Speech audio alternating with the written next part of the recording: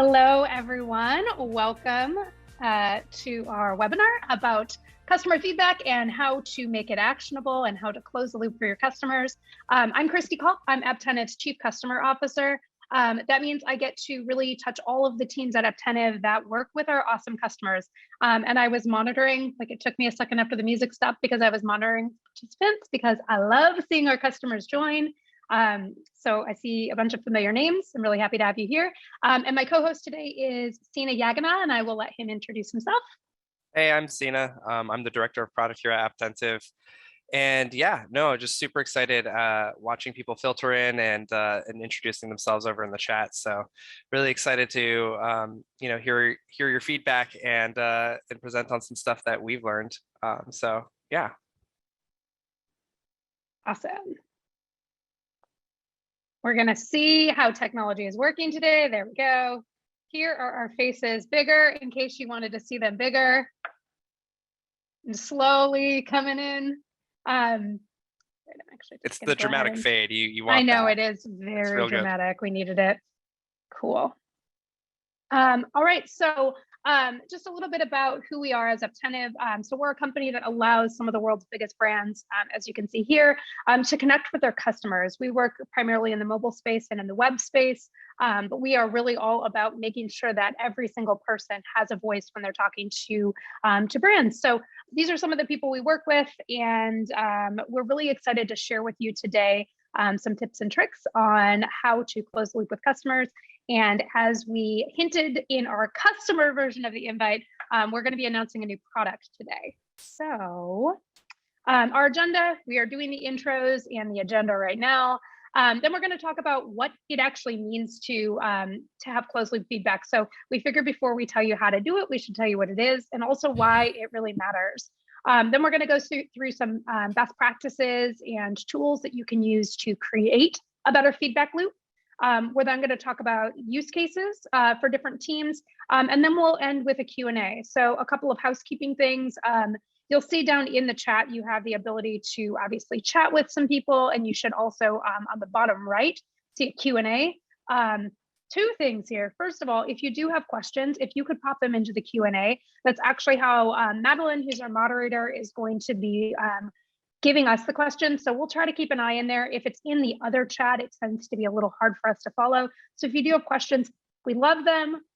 We want them. Please pop them into the Q&A. If we are able to and we see them as we go along, we'll answer them as we go, but we will have a Q&A section at the end. So please give us some good things to talk about.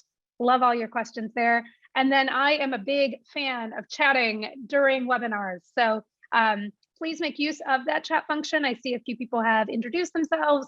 As you see things that you like or want to chat on as we go, feel free. We'll have a few sections where I suggest you interact a bit more. So that is the best place to do that.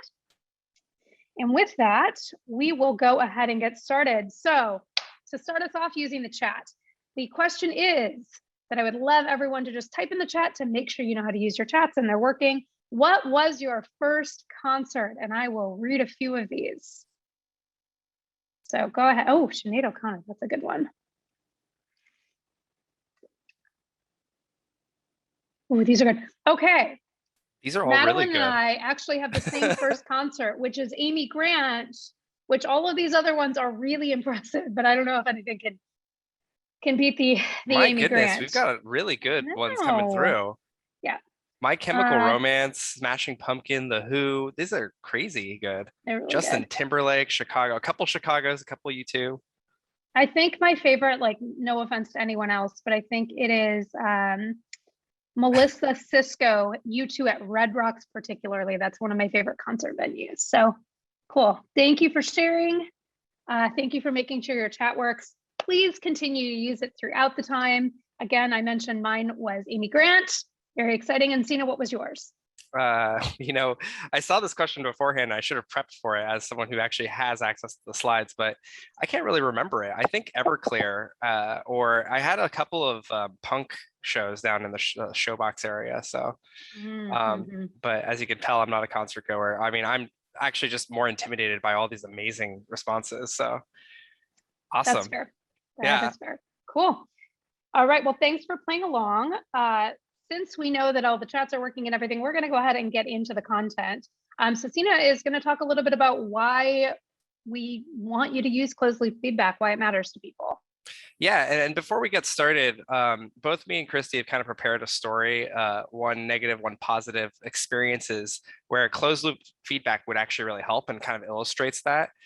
As for me, I ordered from a local pizza chain, and it's a place that I actually really love, and I have been ordering there for a while. They're really close by. They do pizza by the slice. Everything is hunky dory, dandy. I had a huge party. It was kind of impromptu, and I wanted to order pizza. And I went to go pick it up just because we were so close by.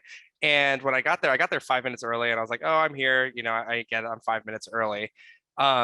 14 minutes later, they finally were like, "Oh, don't worry, it's going to be just 5 more minutes," right? And that kind of annoyed me because not only did I wait the additional 5 minutes with no results, but also there's someone waiting in the car, and also I have people waiting at my house for this pizza, and also I'm hungry. I mean, me and Christy were talking about this beforehand, but like I don't understand how food apps cannot really think about how important this is, because I am hangry and waiting for my pizza, and they're telling me 5 more minutes multiple times, which is, the unreliability is killing me. I would have just rather them say, "Hey, it's going to take 20 minutes," and I could go back and come back or whatnot. So just having the honesty of how long it was going to be, I decided to send them a nice email. So I proactively reached out to them and said, "Hey, I had some trouble. I'm hungry and frustrated, but not at you personally."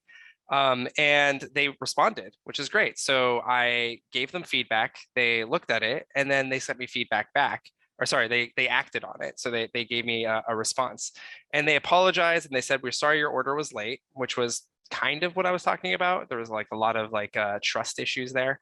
And they said, "Don't worry, we'll send you a gift card in the mail," and we passed your feedback on. About a week later, I got a gift card, and it was a $20 gift certificate for like a $150 order.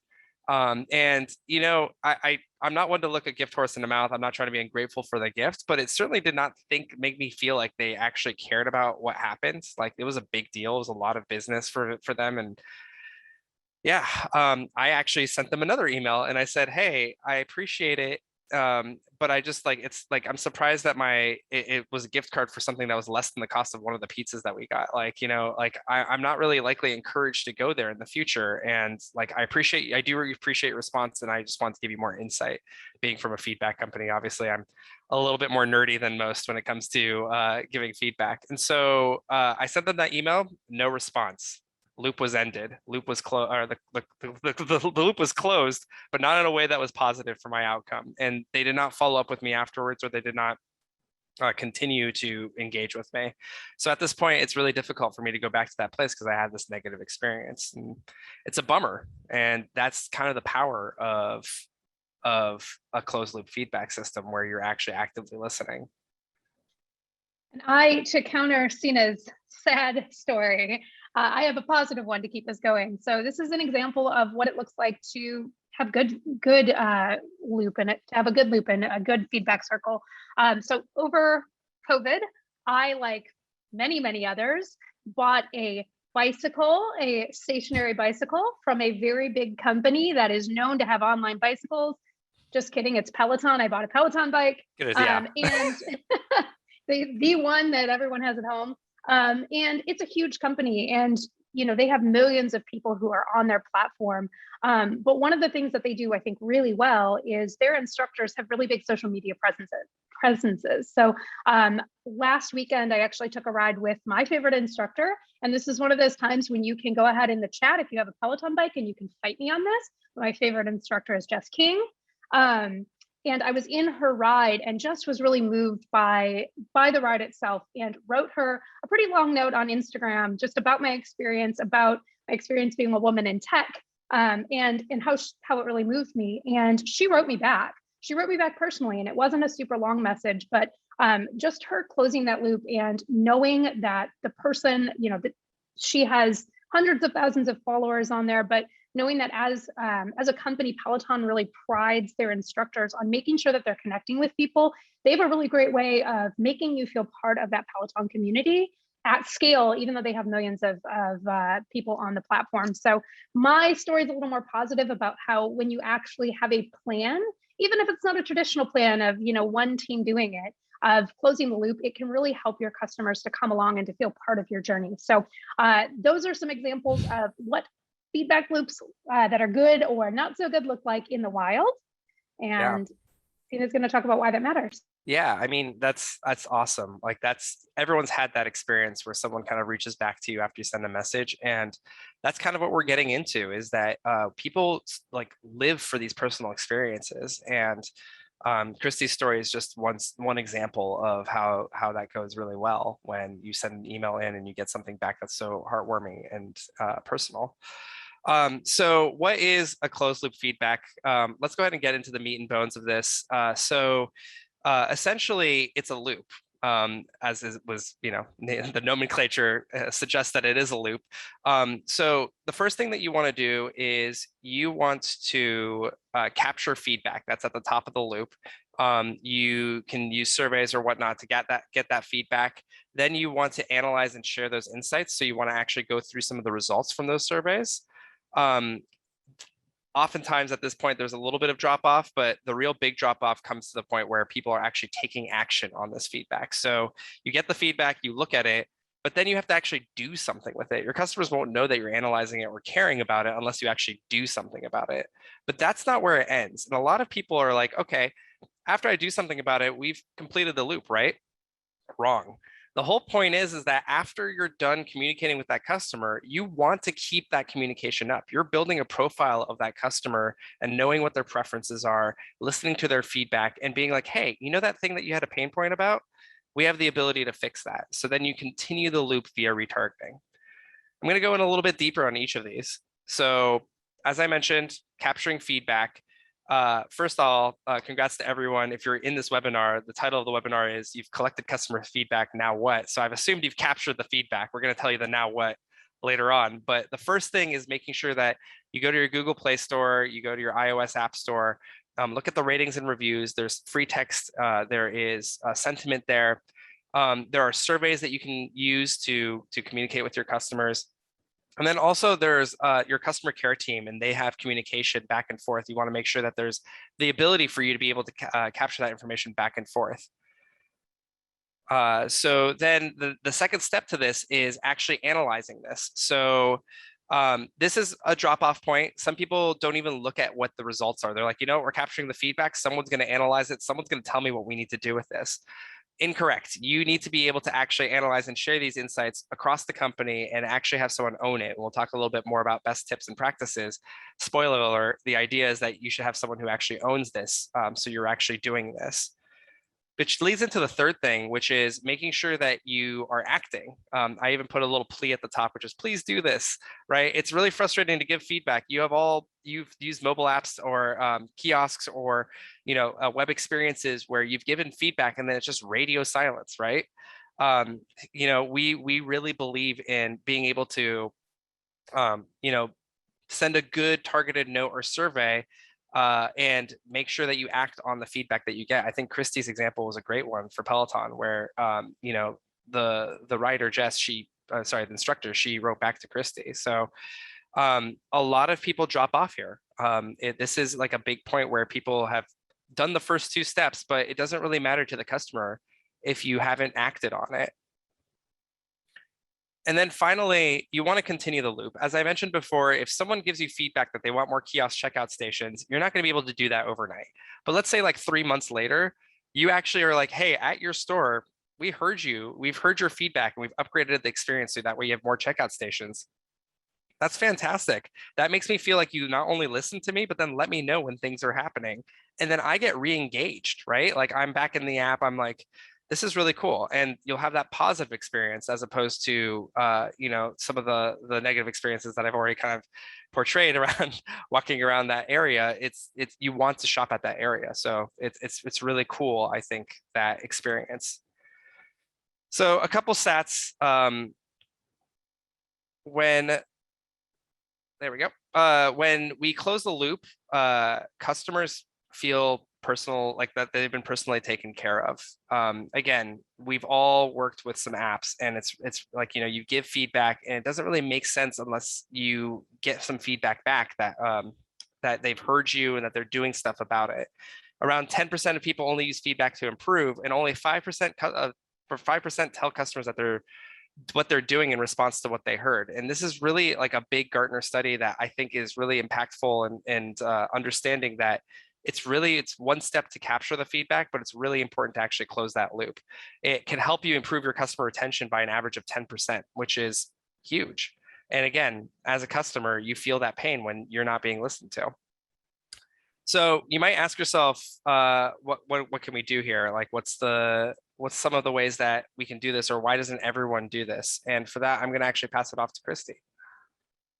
Yeah, so why everyone does not do this? We know that only 10% of companies are actually gathering feedback in order to make the improvements that the customers want, and only 5% are actually following up, as Tina just said. So why, if we know that it leads to higher retention, aren't people doing it? Well, there are some really valid reasons here. The first is it can be really difficult to gather feedback from people at the right place and right time. So making sure that you have customers where you're asking for feedback and not bothering them, not asking them, when it's not in context, it can be really hard, especially if you have a really transactional product. So where you're doing shopping or something like that, getting to that place can be really difficult.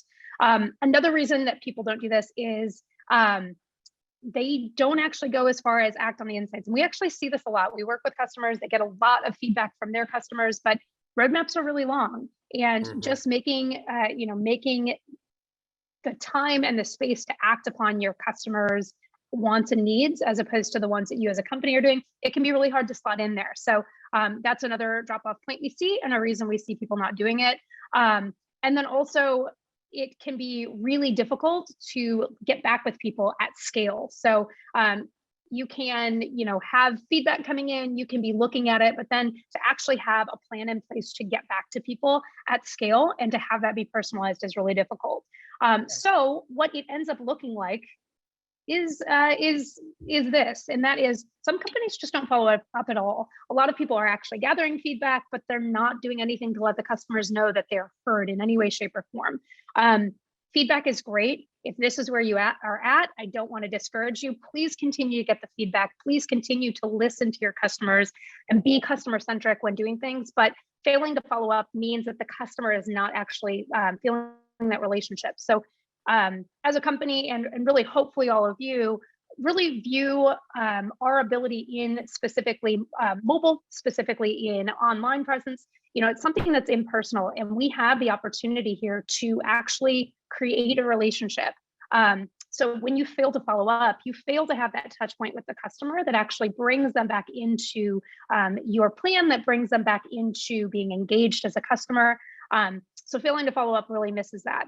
The second thing that people do is maybe they will just follow up with a vocal minority. And I had the example of Peloton and being, reached back out to by an instructor. Realistically, that plan is not super scalable. So for Peloton, that might be reaching out to somebody. I, again, wrote a pretty long message about how meaningful something was.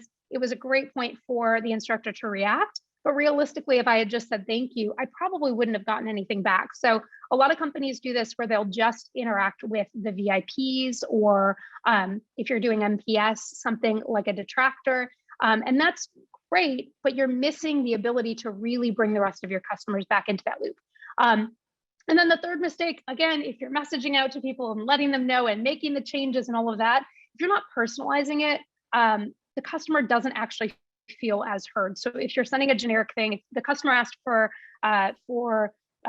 let's say more kiosks, but instead you added more people to check people out, and let them know, they wouldn't necessarily connect their feedback with your action. So it's really important that when you can, you actually personalize your responses to people so that at scale, they can feel like they are heard as a company.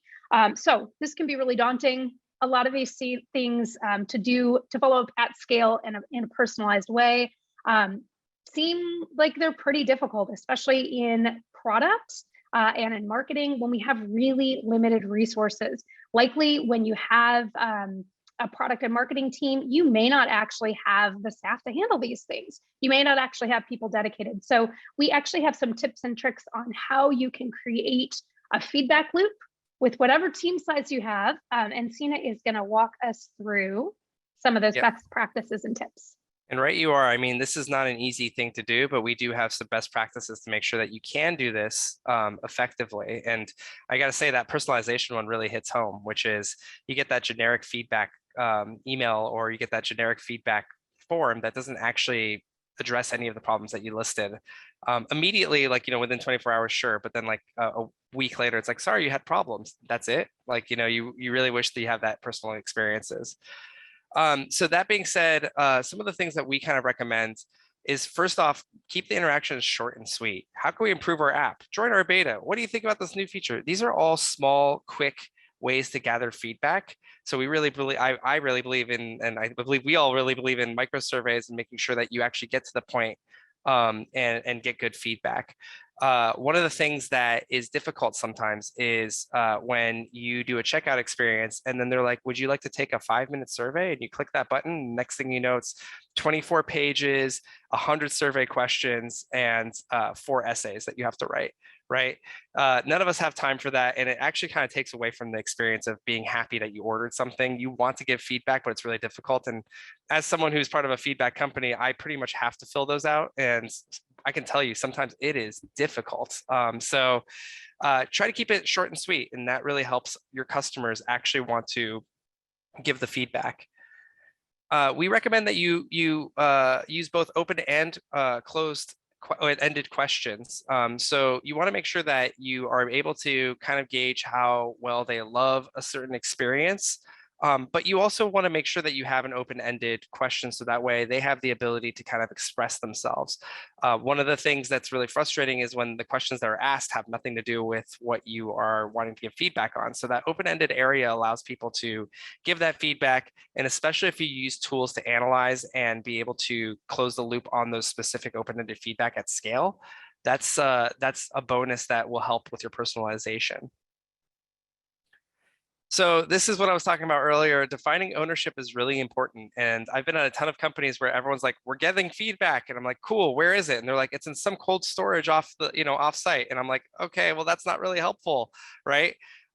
Before you start gathering feedback, you should define who's going to be looking at that feedback, what the cadence is going to be. Is it going to be you? Is it going to be someone else? Is there a data analytics team who's really interested in that? For each of the pieces of feedback that you set up, you want to make sure that there's someone who's actually looking at it, able to analyze it, synthesize it, but then is able to actually rally the company around taking action. As I mentioned, it's really important to take action. As Gartner mentions, most companies don't take action. And so it's really important to have that ownership defined and make sure you understand the scope of that ownership. And then finally, as I mentioned, personalization is super important to me. Make sure that you retarget specific customers, right? Like the example for the kiosks, which is going to come up multiple times throughout this entire webinar, they all focus around the idea that someone had an issue. They made that issue clear. You acted and responded to them, but then later on when the issue is fixed, you're able to actually retarget that specific customer and say, hey, we listened to that piece of feedback specifically from you, and we want to show you what we've done. And that's really strong. That feeling when you get that, it feels great as a customer, because you now know that there's someone on the other side who's listening to your feedback and doing exactly what you're looking at. So in order to kind of show a little bit more about what this looks like, Christy's going to walk through an example and potentially a new product feature that we want to share. So potentially, I like that you say potentially. This is the thing I'm most excited for all month. All right, so what does that look like? This can look a lot of different ways depending on what kind of feedback you're getting. But one example of this is maybe you have somebody and you're gonna notice that this one's on photos. We're talking a lot about kiosks for no particular reason in this webinar. But you might get some feedback from a customer that they are really looking to have you improve one particular page. And then you might want to, a couple weeks later, like if that person responded a certain way, you might want to dig in and find out more about what that means. So just knowing that somebody is having a problem with an area doesn't necessarily define what that issue is. So maybe you want to actually retarget that person 1 to 2 weeks later to find out more about that issue, to dig in deeper, to make sure that they are heard not just in what's going wrong, but exactly in how to fix the problem.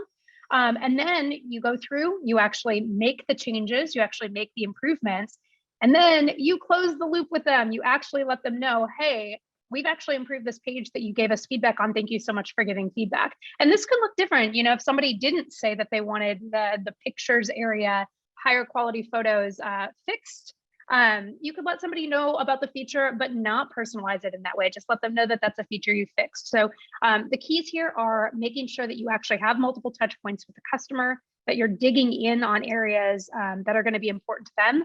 And then you're closing the loop in a personalized way.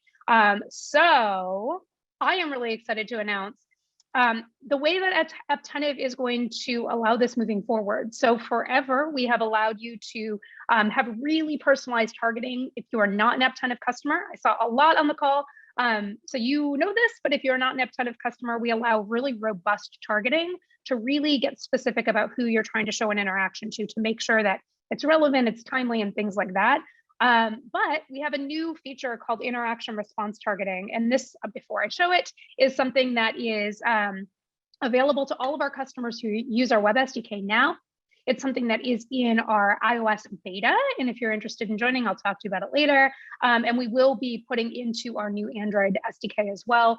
So this feature essentially allows you to take any kind of interaction with Apptentive. So in this case, a survey, and then allows you to target any other interaction based upon the answer to that interaction. So if somebody says, here's the kiosk thing, if somebody says that they want more kiosk stations at checkout, you can actually take a response from anybody who has responded in closed-ended feedback or in open-ended feedback and has typed the word kiosk, and you can target another interaction for that. So what that might look like is somebody who mentioned, even an open-ended forum like, hey, kiosks are the issue. You can actually target a note or something like that back to a person. So you can get really specific on your targeting and can follow them through their journey through targeting. So again, from the beginning, somebody takes a survey, you take the response from that survey, and you serve them another interaction to help close the loop and to help them feel really in a really personalized way that they were heard and that you can actually keep that loop going with them. So yeah, this is interaction response targeting. I'm very, very excited for it. And then the thing that it allows beyond that is it is a launchpad for future interactions. So essentially from the point forward that you get the SDK that has this feature, you can take all of your interactions and use them as a launchpad for any future interaction. So again, it really just creates a personalized loop. It creates a bit of a profile for your customers so you can understand the path that they've gone through. And you can really just make things personalized for them as they move through your product. So I am excited to announce that. I'm excited that I'm the person that gets to announce this to our customers. We had to fight a little bit for it, but we yeah. did fight. Sina gave it to me. I didn't fight him to the death for this, but Sina's actually going to talk about some of the use cases and specifically for interaction response targeting. But if you're not using Apptentive, this is a way, even not inside of Apptentive without interaction response targeting, of what this might look like in different, 4 different personas. So I will hand it over to Sina to talk about some use cases. Yeah, I would love to go through some use cases, and thanks for sharing that new product feature. I love that exemplifies the continuous loop where, you still have those customers to target on, weeks, months, years afterwards with interaction response targeting. So I want to talk through a couple of use cases, and the first one is going to be one that is extremely personal to me, obviously, as a director of product here. So as a product team, we always have the desire to look to our customers to help build out our roadmap. So for example, let's take a customer profile of a retail app. Their goal is to build the best retail experience and execute on a customer-driven roadmap, right? So they might ask questions such as, what should we build? What's our next feature? What areas of the product do you love, or which ones do you have pain points around? And in this example, let's say that they trend towards payment, right? And then they ask the question, so what payment features are painful for you? You're able to branch out to specifically what is painful for them. And let's say they say that they want Venmo as the default payment option, right? It takes time for product to build that feature. It's not something that we could be like, oh, great, thank you for the feedback. Here's the answer, right? So what happens here is that you can send the initial survey, what could be improved in our app, right? 1 week later, you can say, hey, we are actually prioritizing this payment option stuff. Which one of these things is really applicable to you, right? And they choose Venmo, for example, and let's say most people choose Venmo.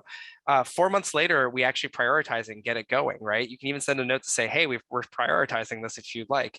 But the idea here is that after 4 months, and when you ship that, you can re-engage with those customers and say, hey, I know that you cared about Venmo. Just so you know, we have Venmo in our app now. Here's where you can see it, right? Like, there's a lot of cool things, and I'm hoping everyone's having their own ideas of how this works in their own app. There's a lot of cool things you can do with just chaining these notes and surveys together. So the result is that you have improved app usage and retention around the customer. And then you can also understand a lot more about your customers, like what are their pain points. Maybe it is just the payment section that needs the most TLC, right? Really cool. This doesn't just apply to product teams though. It also can apply to marketing teams. So for example, let's say you are at a quick serve restaurant and you want to make sure that it's Halloween time. So you want to make sure there's seasonal menu items that people can enjoy. I've never heard of caramel apple cider before, but it's the example I decided to use. I think I'm going to try it at some point. But yes, the question, what should we serve, right? People say we want caramel apple cider, right? We add that, and similarly to the product case, you are able to not only send a survey, but you can actually send a note that kind of makes it a positive, hey, you voted for this and we want your business, right? So again, it takes time before you choose what your seasonal items are.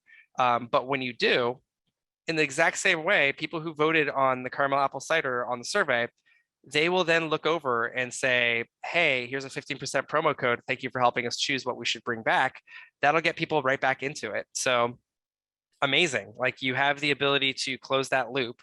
And obviously, the thing you get from that is that you get way more uptake. You get 3 times the uptake on personalized offers, increased retention, brand loyalty, and you've built out the profile a little bit more of that customer, so you can make even more effective campaigns in the future.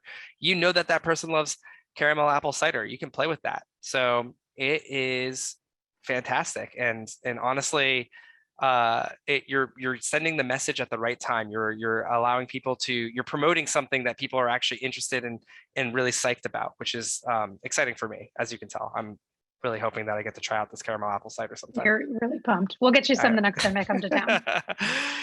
So yeah, in summary, I'm just going to go over some of our slides again. And first off, the loop never ends, and it shouldn't end. It's a loop. It's a virtuous cycle. It's a flywheel. You continue to capture the feedback, you analyze it, you take action, but then you continue that loop. After you've taken action for that customer, you want to make sure that you follow up with them, and you're building out a profile. You're essentially knowing more about the customer and able to kind of loop over more things that you can ask and gather feedback from, take action again, etc. It's really powerful when you do that. And some best practices, as I mentioned before, keep interactions short and sweet. Use a mix of open and closed-ended questions, so that way you can make sure you understand all of your customer sentiment. Define ownership of who's going to actually look at the feedback before you even start, and have a plan for what they're going to do with that feedback. Please make it personal, so retarget with purpose. And it's difficult to do at scale, but there are practices that we have in order to manage that. And then finally, keep the loop going. You're not done once you've gathered the feedback and taken action. There's more to do. And we're really hoping that interaction response targeting, or whatever tools you use, will allow you to keep that loop going. All right, so we like to keep these nice and short and sweet, so you don't have to listen to us talk at you for the whole time. We've had some great questions come through both the chat and the Q&A. So we're going to spend some time doing that. But before we do that, if you are an Apptentive customer and you want to learn more about interaction response targeting, I trust that you are talking to your customer success manager, CSM, regularly. But if you're not, please reach out to your customer success manager, and they can work on helping you to understand how to use this feature on your own. If you don't know who your customer success manager is, just reach out to support@apptentive.com. We will get you to the right person. And I will mention, so this feature is going to be available to all Apptentive customers. It is something that is just going to be rolled out to you. And we did get a question in of Will this feature be available to be integrated into the Love dialog? No. Fun fact, it already is. You can already actually target off of the Love dialog, yes and no. So for anybody who's not an Apptentive customer, we start with a simple question of, do you love this app? Do you love this product? Do you love this brand? And then we allow you to do different things off of that. So if you are a customer now, regardless of which SDK you are on, you can target people based upon how they answered the Love dialog. If you need help doing that, please, again, reach out to your CSM. But that's available to you now. Interaction response targeting, which basically takes what's available now for the Love dialog and makes it available for all interactions, is available in web and coming soon in other places. So reach out to your CSM. And then if you are not a customer, we are here for advice. So we would love to have you be a customer. We are a business, so we do want to work with people. But hopefully you know enough about us and have seen us in the space. We really love educating people. So feel free to reach out to us for a one-on-one consultation. We'd love to give you a demo. We'd love to just explain to you why we are who we are, and just give you some tips. So we are going to share out this deck. There is a link in there, a bit.ly link to contact us, or you can just type this little site, but we'd love to talk to non-customers as well. All right, so with that, we are going to pull down the slides so you can see our little faces bigger, and we are going to go through some questions. So quite a few have come through.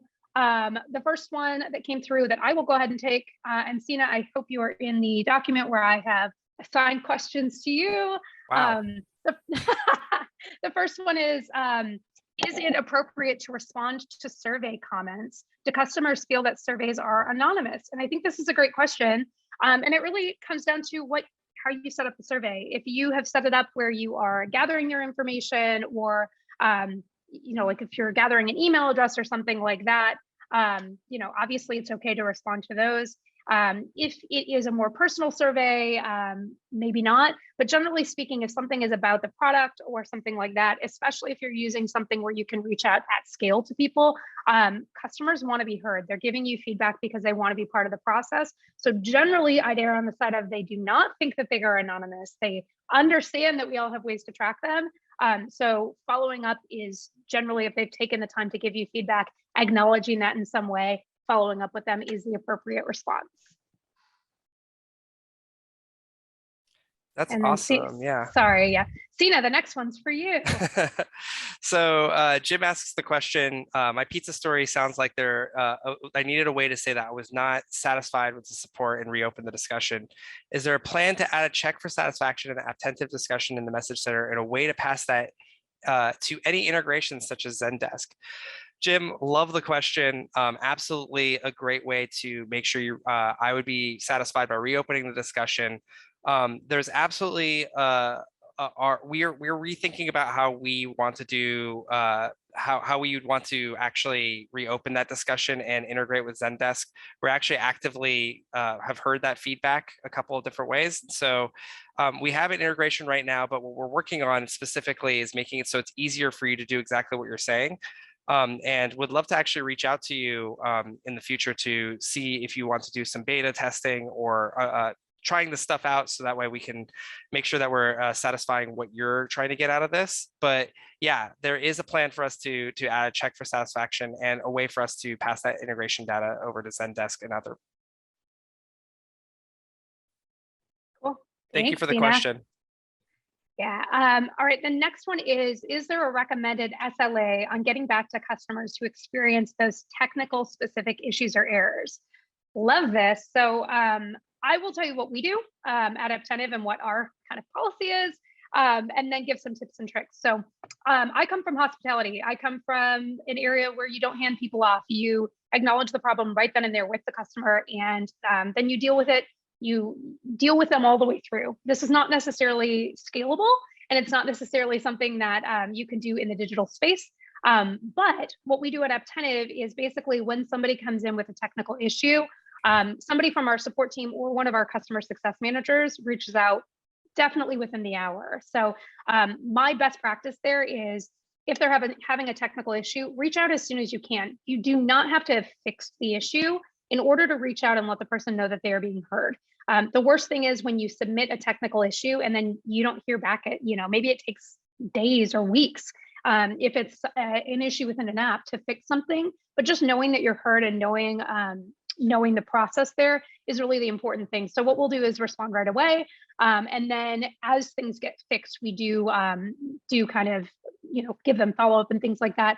If you're able to do that on a one-to-one scale, that's great. But with something like interaction response targeting, what I would actually recommend now is messaging anybody who's had the problem with a note or something like that, so that they know that they're feeling heard, and then following up again later with just a mass note to let them know it's fixed. We sometimes do this. We try not to have any technical issues, but if we do have technical issues, we reach out to people one-to-one as something is going on, and then we give our whole customer base an all clear for anybody who's on the site at the time. So quickly is the key for any kind of technical specific issues and errors. And again, you do not have to solve the problem in order to let that person know they're being heard, but it is important that you let them know when it's resolved, even if that takes weeks to do. Absolutely. Cool. I think that honesty is really important. Yeah, and just there's, like, in my mind, there's technical and then there's feedback, right? And technical, like, issues, you want to make sure that you're at least communicating, letting people know, hey, there's an issue. That's Christy was saying. So that's fantastic. Oh, go ahead. Sorry, one other tip on that. I think you can probably tell from my behavior on the webinar, and I've worked with a lot of the customers that are on the call, but I believe in making everything personal and reminding people that there are humans on the other end. So anytime you have the opportunity to bring it to a human level where they don't feel like, if being professional is one thing, but letting them know that there's a human on the other end who hears them really goes a long way. And it allows you to be more of a human. And again, really brings that personal element back into a technical space. So don't shy away from being personal and, not sounding robotic, even if it isn't a technical issue. So sorry, Go ahead, Sina. No, I mean, there's definitely a difference between getting an email from someone that says, hey, we're working on this, like, please feel free to reach out, we could chat, versus your ticket has been submitted, robot, right? Like, it's again, if you can make it personal, but it's just making sure that you're communicative and being fast about those technical issues totally makes sense.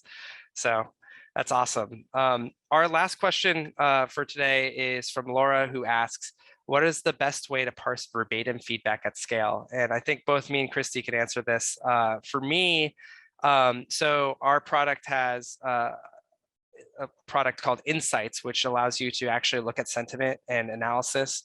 There's obviously, at scale, it's more difficult to be able to read all the open-ended feedback, but you can actually narrow it down and maybe even send it to specific departments. Like, I know that all of our product managers actually read the verbatim feedback for specific products. Sometimes that's not scalable, sometimes it is. When it's not, we at least have tools to be able to analyze the text and use machine learning and whatnot to read what's happening, what the common trends are, and are at least able to personalize in that way. Hey, all of these people are upset about the outage, right? So then you can also manually check that and make sure that you are reaching out to the right people for the right thing. So I think, like, there's a lot of tools out there that will help you kind of parse the data in order to make sure that you're at least sectioning in the right place and getting it to the right people. And then they can take it from there and actually read through that feedback and make the appropriate actions and personalized actions. And I'll add on to that, my personal way of doing this, because we spend time doing this with our customers. We definitely do use our Insights tool and create buckets in there of different kinds of feedback. But what I like to do is actually, with customers, start with what you know. So start with the areas, read a few of the verbatims, get a good understanding of some of the things that people are talking about, and then try to bucket them based on that. So if you know, like, hopefully not calling out all the QSRs right now, but there is a massive supply chain issue, and all the QSRs we're working with are going through issues of not having certain supplies. So just understanding that is going on and starting from that point, and then looking at the pain points that your particular company might face. So if you are a company that is not able to get oat milk, which is a big thing right now. Oat milk. Oat milk specifically. If you're a company that's having a hard time getting that, just knowing the phrases that could encompass that. So, something being out, product being out, not having something available in the app, oat milk specifically, start with that and try to group things together. And it basically makes the chunks of really large data sources much more manageable if you take it that way. So that's my personal advice. That's how I take things. Try to get a tool like Sina said, insights in our product has that. Obviously, something like Tableau or whatever is going to have some pretty sophisticated ways of doing that, but just make sure that you are chunking things up and then digging into some of the verbatims in that way. Hopefully that was helpful. Yeah, great question, Laura. We just got another one. Okay, let me read this. You got 2 people on that one, Laura. So thank you for the question. And hopefully if you have any more questions, feel free to reach out. Cool. So Nicole, oh, go ahead. Nope, you got it. All you. Nicole asks, for the technical issues, definitely agree with letting the customer know quickly that they have been heard. If actually resolving the issue takes a long time, what is your recommendation regarding communication to customers in the interim before it is resolved? What do you think, Christy? Couple things here. First of all, this is going to be really controversial, but it's okay. I'm here for it. So as a non-product person, it is my job to set realistic timelines, knowing that product hates when I set timelines for people. So have a really good, whoever is responding to the customer, have a really good relationship with your product and engineering teams, and get something realistic out there. Customers generally, like, they could be mad that things don't get going, especially like we are really fortunate. We work with a lot of product and marketing people who understand the cycles and how long they take. But work with those teams to get something reliable and then pad the time. I'd say the worst thing that you could do if you're giving a timeline is give a timeline the wrong way and not deliver something on time. But if you can give them some kind of a ballpark of when you expect it to be fixed, even if it's a month or 2 out, and help them to create that sympathy, I think that's a great way to go. Having regular check-ins, again, for a customer care team, this might be possible.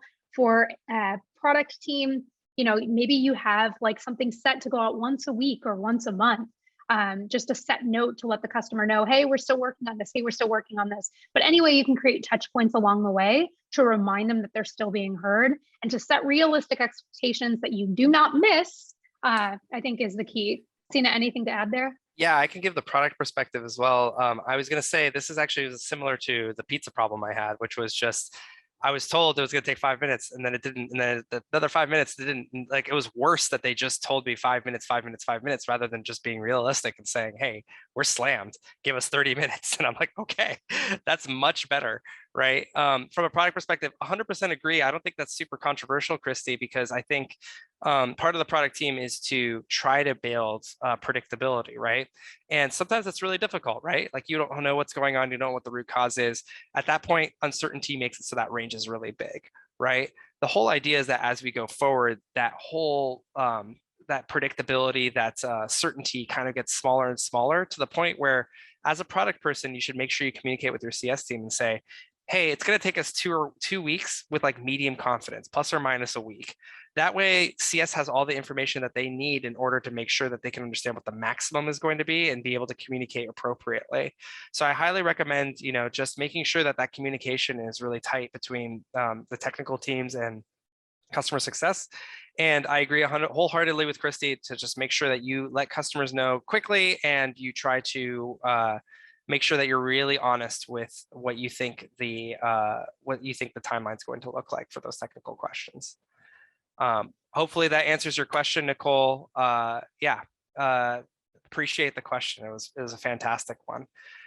And I think that wraps it up for us. As mentioned, you can reach out to either of us. Our information is on the slides. We're also on LinkedIn.